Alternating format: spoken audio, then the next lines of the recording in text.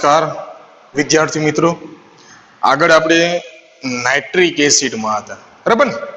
Nitric એસિડમાં એના રાસાયણિક ગુણધર્મો છેલ્લે આપણે પૂર્ણ કર્યા.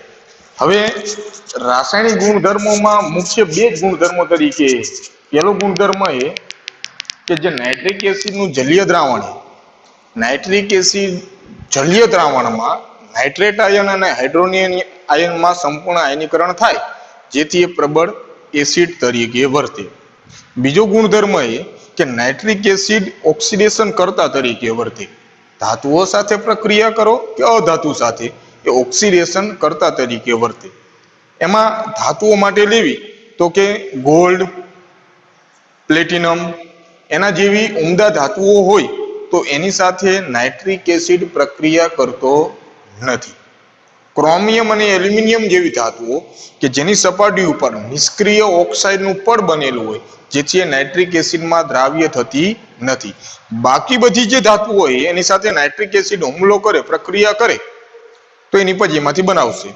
હવે એમાં યાદ એ રાખવાનું કે કોઈ પણ ધાતુ હોય, ધાતુની નાઇટ્રિક એસિડ સાથે તમે પ્રક્રિયા કરો તો ધાતુનું ઓક્સિડેશન ધાતુના નાઇટ્રેટ ક્ષારમાં થશે અને બનશે પાણી. ત્રીજી જે નિપજ છે એ નાઇટ્રિક એસિડ નું થશે રિડક્શન, કારણ કે ઓક્સિડેશન કરતા હે સામેવાળાનું ઓક્સિડેશન, પોતાનું રિડક્શન. એ રિડક્શન જે કરશે એની સાંદ્રતા ઉપર આધાર રાખશે. જો મંદ નાઇટ્રિક એસિડ હશે તો નાઇટ્રોજન મોનોક્સાઇડ અથવા ડાયનાઇટ્રોજન ઓક્સાઇડ બનશે. જો સાંદ્ર હશે તો નાઇટ્રોજન ડાયોક્સાઇડ. અધાતુઓમાં તમે જશો તો અધાતુઓમાં સાંદ્ર નાઇટ્રિક એસિડ જ પ્રક્રિયા કરશે, જેથી નાઇટ્રોજન ડાયોક્સાઇડ જ બનશે, એનું રિડક્શન થઈને પાણી. બાકી જે નિપજ છે એ અધાતુ તમે કોણ લો, એનું સંયોજન કયું લો, એ ઓક્સિડેશન પામનાર પદાર્થના સ્વભાવ ઉપર આધાર રાખે. તો દરેકનું તારણ એ નીકળ્યું, ધાતુઓમાં સાંદ્રતા ઉપર અને અધાતુઓમાં ઓક્સિડેશન પામનાર પદાર્થ પર. તો કે ઓક્સિડેશન પામતી જે નિપજ છે, જમણી બાજુ જે આપણે નિપજ મળે, એનો આધાર એસિડની સાંદ્રતા, તાપમાન અને ઓક્સિડેશન પામનાર પદાર્થના સ્વભાવ ઉપર આધાર રાખે.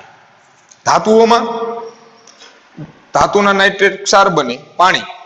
મંદ વાપરશો, કોપર હોય ને મંદ વાપરો તો નાઇટ્રોજન મોનોક્સાઇડ, ઝીંક હોય ને મંદ વાપરો તો ડાયનાઇટ્રોજન ઓક્સાઇડ, સાંદ્ર વાપરો તો બંનેમાં નાઇટ્રોજન ડાયોક્સાઇડ. મોલની સંખ્યાને એમાંથી યાદ રાખજો. અધાતુઓમાં આયોડિન લો તો HiO3 આયોડિક એસિડમાં, કાર્બન તો કાર્બન ડાયોક્સાઇડમાં ઓક્સિડેશન, સલ્ફર તો સલ્ફ્યુરિક એસિડમાં ઓક્સિડેશન, ફોસ્ફરસ તો ફોસ્ફોરિક એસિડમાં H3PO4 માં ઓક્સિડેશન. તો આ જે ક્રિયા તરીકે જે યાદ રાખવાના એ ધાતુઓ અને અધાતુઓમાં નાઇટ્રિક એસિડ ઓક્સિડેશન કરતા તરીકે વર્તે, એ તમારે ખાસ યાદ રાખવાનું. હવે આગળ છેલ્લે છે કથ્થાઈ વલય કસોટી.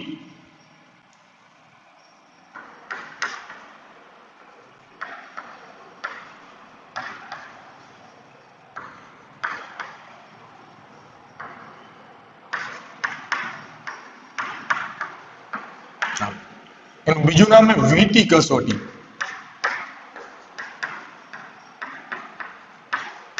Ring test.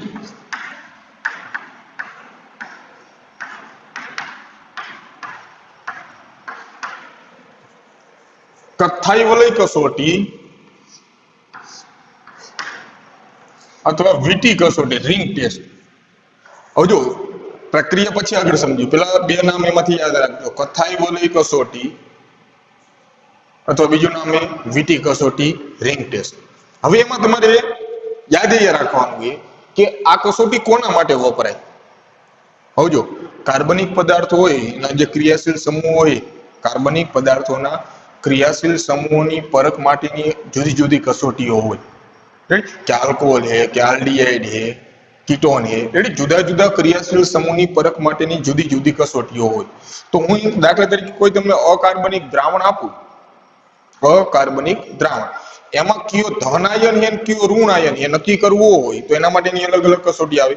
અકાર્બનિક ગુણાત્મક પૃથ્થકરણ પ્રેક્ટિકલમાં આવશે 12માં, કે આપણે પદાર્થ આપ્યો હોય અકાર્બનિક, એનું નામ અને અણુસૂત્ર ગોતવાનું. ક્યાંથી મળે? પેલા ધન આયન ગોતો અને ઋણ આયન ગોતો તો નામ અને અણુસૂત્ર બની જાય. તો એની પરખ માટેની અકાર્બનિક ગુણાત્મક પૃથ્થકરણમાં એ પરખ માટેની એક કસોટી છે કથ્થાઈ વલય કસોટી. આ ઉપયોગ થાય નાઇટ્રેટ આયન માટે. કોના માટે?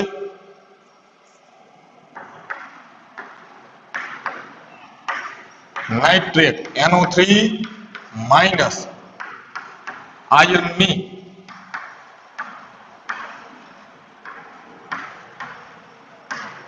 પરખ માટેની કસોટી.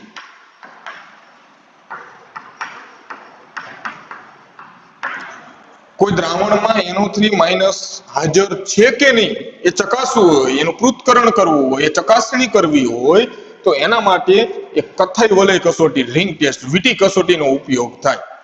નાઇટ્રેટ આયનની પરખ માટેની કસોટી એટલે કથાઈ વલય કસોટી, વીટી કસોટી, રિંગ ટેસ્ટ.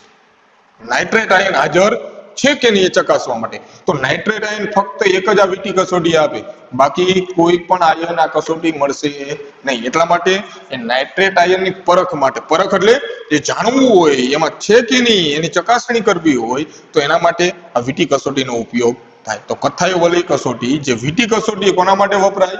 નાઇટ્રેટ આયનની પરખ માટે. રેડી? એ પરખ માટેની કસોટી છે.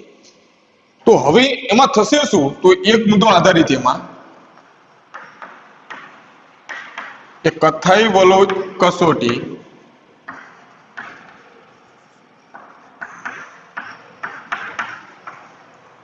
રેડી? એ કથાઈ વલય એ જે કસોટી કસોટીમાં નાઇટ્રેટનું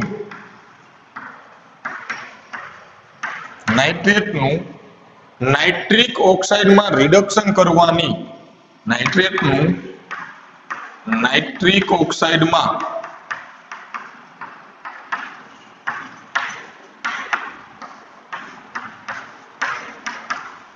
રિડક્શન કરવાની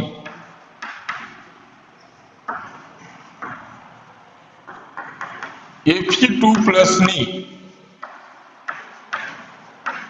ક્ષમતા પર આધાર રાખે.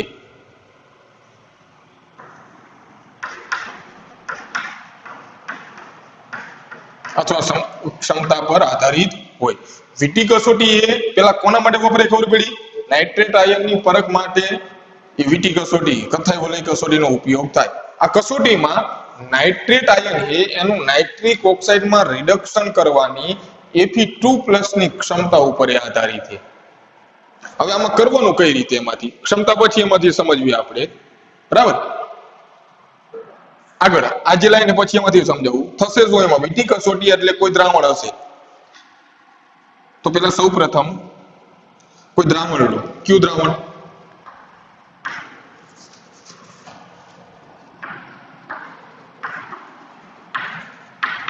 નાઇટ્રેટ આયન ધરાવતું જલીય દ્રાવણ.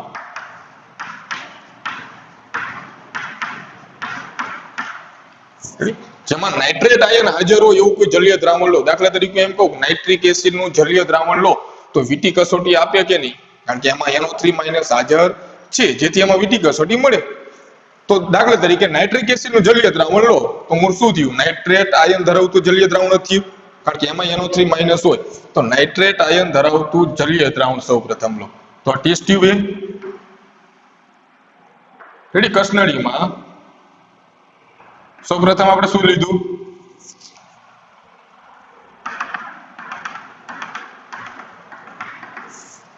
નાઇટ્રેટ આયન ધરાવતું જલીય દ્રાવણ, બરાબર? હવે નાઇટ્રેટ આયન ધરાવતું જે જલીય દ્રાવણ છે એમાં મંદ ફેરસ સલ્ફેટનું દ્રાવણ, એ જલીય દ્રાવણમાં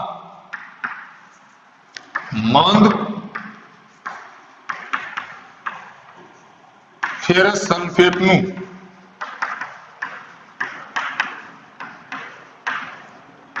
જલીય દ્રાવણ ઉમેરો.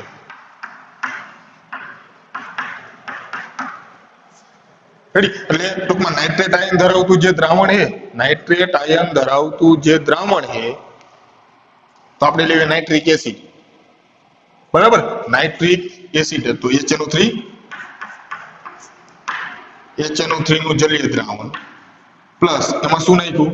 ફેરસ સલ્ફેટ એટલે FeSO4. Fe2+ હોય ને તો એને ફેરસ કહેવાય અને 3+ હોય તો ફેરિક. તો FeSO4 એનું જલીય દ્રાવણ, મંદ FeSO4 નું દ્રાવણ. આ બે મિક્સ કર્યા ને પેલા NO3- એટલે નાઇટ્રિક એસિડ અને ફેરસ સલ્ફેટ નું એ મંદ જલીય દ્રાવણ. તો ફેરસ સલ્ફેટ એમાં ઉમેરી દીધું. તો કોનું મિશ્રણ છે? NO3 માઇનસ એટલે HNO3 એકવા પ્લસ ફેરસ સલ્ફેટ નું જલીય દ્રાવણ, મંદ ફેરસ સલ્ફેટ નું જલીય દ્રાવણ. હાલો આ મિશ્રણ. હવે કસ્ટિલિયમાંથી રેડી અથવા HNO3 ન હોય કોઈ NO3 માઇનસ આયન ધરાવતું દ્રાવણ લો, કોઈ પણ NaNO3 KNO3 કોઈ પણ NO3 માઇનસ આયન હાજર હોય એવું જલીય દ્રાવણ લો, એમાં ફેરસ સલ્ફેટ નું મંદ જલીય દ્રાવણ ઉમેરી દો એટલે આ મિશ્રણ તૈયાર થઈ ગયું. હવે આ કસનળીને ત્રાસી કરી નાખવાની, કારણ કે કસનળીની જે અંદરની દિવાલ ટેસ્ટ ટ્યુબ હોય ને એને હવે H2SO4 નાખવાનો, સાંદ્ર H2SO4. હવે કસનળી ઊભી રાખીને સીધી તમે H2SO4 નાખશો ડાયરેક્ટ ક્યાં પડશે? દ્રાવણમાં. તો એમાં વીટી કસોટી મળશે નહીં, ધીમે ધીમે ઉમેરવાનો. તો ટેસ્ટ ટ્યુબને ત્રાસી કરી નાખવાની.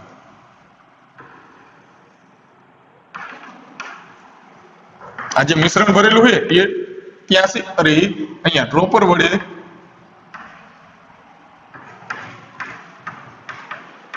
સાંદ્ર સલ્ફ્યુરિક એસિડ આ ટેસ્ટ ટ્યુબની અંદરની દિવાલને અડીને ઉમેરવાનો. તો ટેસ્ટ ટ્યુબની અંદરની દિવાલને અડીને ઉમેરશો એટલે આ પ્રમાણે નીચે આવશે ને, અહીંયાથી દિવાલને અડીને ત્રાસી કરીને તમે દિવાલને અડીને નાખશો તો ધીમે ધીમે દિવાલને અડીને.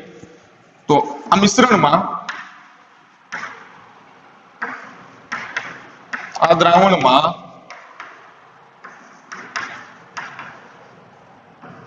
કસનળીની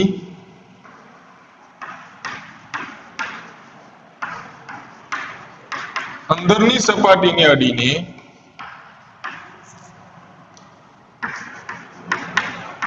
સાંદ્ર સલ્ફ્યુરિક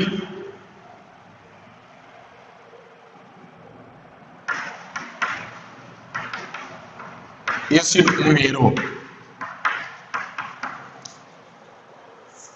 આ જે કસનળી અડીને ઉમેરશો એમાંથી એટલે સલ્ફ્યુરિક એસિડ અહીંયા મિશ્રણ જમા થશે. તો પહેલા જે દ્રાવણ હતું અને હવે જે સલ્ફ્યુરિક એસિડ ઉમેરો,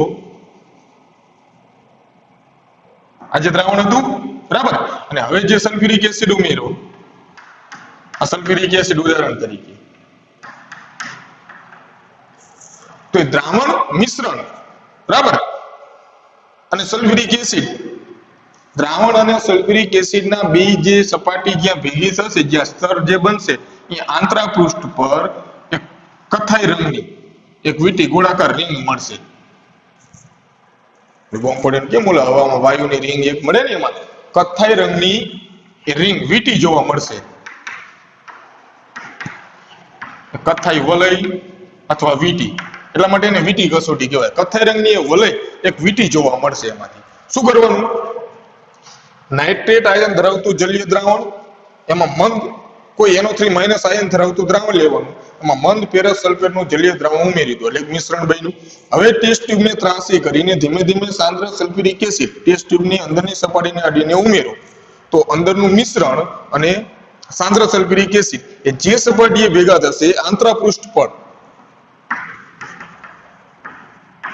મિશ્રણ અને સલ્ફ્યુરિક એસિડની સપાટી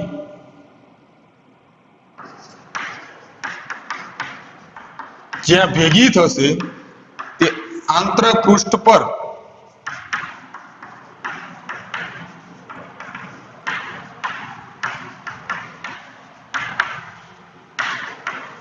કથ્થાઈ રંગનું વલય મળે. અને આ કથ્થાઈ રંગનું જે વલય મળે એ ટૂંકમાં થઈ કથ્થાઈ વલય કસોટી, વીંટી કસોટી. તો નાઇટ્રેટ આયન ધરાવતું દ્રાવણ હોય એમાં ફેરસ સલ્ફેટનું મંદ જલીય દ્રાવણ ઉમેરવાનું એટલે મિશ્રણ થઈ ગયું. ટેસ્ટ ટ્યુબને અડીને સાંદ્ર સલ્ફ્યુરિક એસિડ ઉમેરશો ધીમે ધીમે તો બે સપાટી જ્યાં ભેગી થશે એ આંતરપૃષ્ઠ પર એક કથ્થાઈ રંગની વલય જોવા મળશે. આને કહેવાય વીંટી કસોટી, કથ્થાઈ વલય કસોટી. કોણ આપી શકે? Nitrate ion. જો દ્રાવણમાં નાઇટ્રેટ આયન હાજર હશે અને આ બે પ્રક્રિયકો ઉમેરી તમે ટેસ્ટ ટ્યુબને જોશો તો એમાં કથ્થાઈ રંગની વલય વીંટી જોવા મળશે. રેડી? આ પ્રેક્ટિકલ સરળતાથી નહીં થાય. રેડી? ખૂબ કાળજીપૂર્વક કરવો પડશે એમાંથી. તો નાઇટ્રેટ આયન હશે તો નહીં મળે. નહીં જો નાઇટ્રેટ આયન નહીં હોય તો એ મળવાની જ નથી એમાંથી. તો હવે આ પ્રક્રિયા જે કથ્થાઈ વલય કસોટી બની કોના કારણે? તો એક સંકીર્ણ સંયોજનના કારણે. કઈ રીતે? એમાંથી તો કે સૌપ્રથમ મિશ્રણ તમે લેશો, આ ત્રણેય ભેગા કરશો તો એક તો NO3 માઇનસ આયન ધરાવતું કોઈ દ્રાવણ હશે, જે જરૂર પડે એટલે લખવી, પ્લસ ફેરસ સલ્ફેટ એટલે Fe2 પ્લસ અને H2SO4 તો એમાં એસિડ H પ્લસ. સમજો આમાં SO4 માઇનસ હોય 2 માઇનસ, આમાં SO4 2 માઇનસ હોય, એ આયન તરીકે દ્રાવણમાં જ રહેશે, એની કોઈ પ્રક્રિયા થશે નહીં. તો જે જરૂરી NO3 માઇનસ ધરાવતું જે દ્રાવણ હતું એમાં NO3 માઇનસ ફેરસ સલ્ફેટ નું જલીય દ્રાવણ હતું Fe2 પ્લસ ને SO4 2 માઇનસ, તો એમાં Fe2 પ્લસ અને H પ્લસ. આ જે Fe2 પ્લસ છે એ NO3 માઇનસ નું કથ્થાઈ વલય કસોટીમાં નાઇટ્રેટનું નાઇટ્રિક ઓક્સાઇડમાં રિડક્શન કરવાની Fe2 ની ક્ષમતા ઉપર આધાર રાખે. તો Fe2 આ નાઇટ્રેટનું શું કરશે? રિડક્શન. રિડક્શન કેમાં કરશે? નાઇટ્રોજન મોનોક્સાઇડમાં. કારણ કે નાઇટ્રોજન મોનોક્સાઇડ બનશે તો VT કસોટી મળશે. તો નાઇટ્રેટ આયનનું રિડક્શન કેમાં થશે? નાઇટ્રિક ઓક્સાઇડમાં, NO નાઇટ્રોજન મોનોક્સાઇડમાં. તો આનું શું થાય? ઓક્સિડેશન. તો Fe2 ફેરસમાંથી બનશે ફેરિક Fe+3, તો H+ ને ઓક્સિજન માઇનસ તો બનશે H2O. શું બનશે? H2O. રેડી? NO3 માઇનસ એમાં Fe2 NO3 માઇનસ નું રિડક્શન નાઇટ્રોજન મોનોક્સાઇડમાં કરશે, એનું ઓક્સિડેશન ફેરસમાંથી ફેરિક અને પાણી. હવે પેલા સમીકરણ સંતુલિત કરો. આમાં નાઇટ્રોજન નું કેટલો થાય? +5, 3 દુ 6, 12 થી 1 મેળવો એટલે +5. આમાં +2, કારણ કે ઓક્સિજન 2 મેળવે તો નાઇટ્રોજન 2 ગુમાવે, બરાબર ને? આમાં +1, આમાં સોરી +2 અને આમાં +3. તો શું થયું? 3 નો ઘટાડો એટલે રિડક્શન અને 1 નો વધારો એટલે ઓક્સિડેશન. તો જે બંને પ્રક્રિયા ક્રોસ ગુણાકાર કરશો તો ઓક્સિડેશન જે પ્રક્રિયા એને 3 વડે ગુણો અને રિડક્શન પ્રક્રિયાની 1 વડે, તો આને 3 વડે ગુણ નાખવી. 3 Fe2 3 Fe3. હાઇડ્રોજન સંતુલિત કરી નાખો, એમાંથી ઓક્સિજન 1 અહીંયા, તો અહીંયા 2, તો હાઇડ્રોજન 4. રેડી? હાલો, આ સમીકરણ સંતુલિત થઈ ગયું. નાઇટ્રેટ આયનનું નાઇટ્રિક ઓક્સાઇડમાં રિડક્શન, Fe2 નું Fe3 માં ઓક્સિડેશન અને H+ એ ઓક્સિજન સાથે જોડાઈને H2O. તો હવે જે H2O જે એની સાથે Fe2 જોડાઈ અને એક સંકીર્ણ બનાવશે. Fe2 પ્રક્રિયામાં, કારણ કે જેટલો હશે કે પૂરેપૂરો નહીં વપરાઈ જાય. Fe3 નહીં જોડાય, Fe3 કેમ બન્યો? કારણ કે NO3 માઇનસ નું રિડક્શન કરવું હતું, તો આનું તો ઓક્સિડેશન થવાનું જ છે, જેથી Fe3 બની ગયો નાઇટ્રોજન મોનોક્સાઇડ. આ H2O Fe2 સાથે જોડાય તો એક સંકીર્ણ બનાવી H2O6 2+. એટલે H2O આ Fe2 સાથે સવર્ગ સહસંયોજક બંધથી જોડાયેલા, કારણ કે ઓક્સિજન પાસે વધારાના ઇલેક્ટ્રોન હોય, પ્લસ નાઇટ્રોજન મોનોક્સાઇડ. હવે જે નાઇટ્રોજન મોનોક્સાઇડ એ એક H2O નું કરી નાખશે વિસ્થાપન, તો બનશે FeH2O5 NO 2+. એક H2O છૂટું પડી જશે. રેડી? Plus H2O. તો આ જે સંકીર્ણ બન્યું એટલે કે નાઇટ્રોજન મોનોક્સાઇડ એ લુઈસ બેઝ તરીકે વર્તી, એ Fe2 સાથે સવર્ગ સહસંયોજક બંધથી જોડાઈ ગયો, તો એક સંકીર્ણ સંયોજન એને કહેવાય નાઇટ્રોસો સંકીર્ણ. જે કેવો રંગનું છે? કથ્થાઈ. તો નાઇટ્રોસો સંકીર્ણના કારણે આ કથ્થાઈ રંગની વલય VT જોવા મળશે, જેને કહેવાય VT કસોટી. નાઇટ્રોસો સંકીર્ણના કારણે એ કથ્થાઈ રંગની VT વલય જોવા મળશે, જેને કથ્થાઈ વલય કસોટી અથવા VT કસોટી કહેવામાં આવે છે. તો VT કસોટી કોના માટે વપરાય? નાઇટ્રેટ આયનની પરખ માટે અકાર્બનિક ગુણાત્મક પૃથ્થકરણમાં નાઇટ્રેટ આયનની પરખ માટે એ કથ્થાઈ વલય કસોટીનો ઉપયોગ થાય. તો એમાં શું કરવાનું છે? તો કથ્થાઈ વલય કસોટી એમાં મેં પેલા એવું લખ્યું કે નાઇટ્રેટનું નાઇટ્રોજન મોનોક્સાઇડમાં રિડક્શન કરવાની Fe2 ની ક્ષમતા ઉપર આધાર રાખે. સૌપ્રથમ નાઇટ્રેટ આયન ધરાવતું કોઈ જલીય દ્રાવણ લો, એમાં મંદ ફેરસ સલ્ફેટનું જલીય દ્રાવણ ઉમેરી દો, એટલે મિશ્રણ તૈયાર થયું. કસનળીની અંદરની સપાટીને અડીને સાંદ્ર સલ્ફ્યુરિક એસિડ ધીમે ધીમે ઉમેરો. આ બે સપાટી જ્યાં ભેગી થશે, આંતરપૃષ્ઠ પર કથ્થાઈ રંગની વલય અથવા VT જોવા મળશે, જેને VT કસોટી કહેવાય. એક સંકીર્ણના કારણે બને. કઈ કઈ રીતે? તો કે પેલા નાઇટ્રેટ આયન ધરાવતું દ્રાવણ ફેરસ સલ્ફેટ Fe2+ અને એસિડ H+ આ ત્રણ વચ્ચે પ્રક્રિયા થઈ NO3- નું રિડક્શન નાઇટ્રિક ઓક્સાઇડમાં Fe2+ નું ઓક્સિડેશન Fe3+ માં થઈ જશે અને H2O Fe2+ H2O સાથે સવર્ગ સહસંયોજક બંધથી જોડાઈ આમાં ઓક્સિજન એકલો જ આપશે Fe ને 6 H2O જોડાશે સવર્ગ સહસંયોજક બંધથી એક સંકીર્ણ બનાવ્યું એમાં નાઇટ્રોજન મોનોક્સાઇડ એક H2O નું વિસ્થાપન થઈ જશે એક H2O બહાર નીકળી જાય એની જગ્યાએ સવર્ગ સહસંયોજક બંધથી નાઇટ્રિક ઓક્સાઇડ જોડી જાય તો બેનો નાઇટ્રોસો સંકીર્ણ કે જેનો રંગ કથ્થાઈ એ નાઇટ્રોસો સંકીર્ણના કારણે આ કથ્થાઈ રંગની એ વીટી અથવા વલય જોવા મળે જેને કહેવાય કથ્થાઈ વલય કસોટી અથવા વીટી કસોટી. ખબર પડી? કમ્પ્લીટ. તો એ વીટી કસોટી બે ગુણધર્મો નાઇટ્રિક એસિડના રાસાયણિકમાં ધાતુ અને અધાતુ સાથે અને વીટી કસોટી આટલું એમાંથી કમ્પ્લીટ કરી નાખવાનું. બરાબર. આગળ એના ઉપયોગો. બરાબર. એના ઉપયોગોમાં તમે જોશો તો પેલો એ નાઇટ્રિક એસિડનો મુખ્ય ઉપયોગ ખાતરો માટે એમોનિયમ નાઇટ્રેટ અને વિસ્ફોટકો તથા પાયરોટેક્નિક્સ આ ઉપયોગી થતા અન્ય નાઇટ્રેટ સંયોજનોના ઉત્પાદન માટે ખાતરો માટે પેલા તો ખાતરો માટે પછી એમોનિયમ નાઇટ્રેટ અને વિસ્ફોટક પદાર્થો બનાવવા માટે એ પાયરોટેક્સમાં ઉપયોગી થતા અન્ય નાઇટ્રેટ સંયોજનો બનાવવા માટે તે નાઇટ્રોગ્લિસરીન ટ્રાઇનાઇટ્રોટોલ્યુઇન TNT અને અન્ય કાર્બનિક નાઇટ્રો સંયોજનોની બનાવટ માટે પણ નાઇટ્રિક એસિડ ઉપયોગી છે. તેના અન્ય મુખ્ય ઉપયોગો સ્ટેનલેસ સ્ટીલના એસિડ ઉપચારમાં ધાતુઓના નિક્ષરણમાં અને રોકેટ બળતણોમાં ઓક્સિડેશન કરતા તરીકે પણ ઉપયોગ થાય નાઇટ્રિક એસિડ. તો છેલ્લે એના ઉપયોગો તો નાઇટ્રિક એસિડ એની બનાવટ પ્રયોગશાળામાં ઔદ્યોગિક એટલે ઓસવાલ્ડની પદ્ધતિ ભૌતિક ગુણધર્મો રાસાયણિક ગુણધર્મોમાં ધાતુ અને અધાતુ સાથે ઓક્સિડેશન કરતા તરીકે વીટી કસોટી અને ઉપયોગો આટલી વસ્તુ એમાંથી કમ્પ્લીટ કરી નાખવાની. તો નાઇટ્રોજન પૂરું થશે ડાયનાઇટ્રોજન એમોનિયા નાઇટ્રોજનના ઓક્સાઇડ અને નાઇટ્રિક એસિડ આ ચાર સંયોજનો આપણે જોયા. તો નાઇટ્રોજન તત્વો માટેના ચાર અગત્યના સંયોજનોની બનાવટ ગુણધર્મો અને ઉપયોગો પૂરી થશે. આગળ આવશે ફોસ્ફરસ. એ ફોસ્ફરસ થી શરૂઆત કરશું. બરાબર.